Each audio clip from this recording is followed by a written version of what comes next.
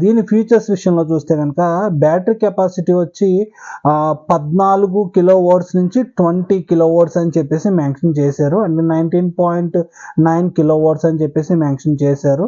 అంటే అలా మెన్షన్ చేయడం కారణం నేను అనుకునేది ఏంటంటే 14 నుంచి 20 కిలో వాట్స్ అని చెప్పేసి, అంటే మినిమం మ్యాక్సిమం అయ్యి ఉండొచ్చండి ఇది.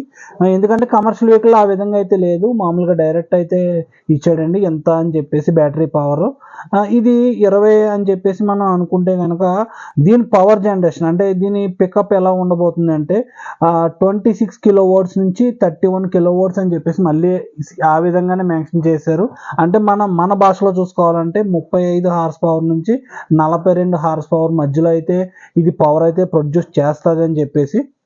అలాగే మనకి ఇనిషియల్ టార్క్ విషయంలో చూసుకున్నా సరే ఇది 92 న్యూటన్ మీటర్ టార్క్ నుంచి 115 న్యూటన్ మీటర్ టార్క్ వరకు ఇది ప్రొడ్యూస్ చేస్తుంది. అంటే ఇనిషియల్గా స్టార్టింగ్లో ఎత్తుకుండా చూసారా అది టార్క్.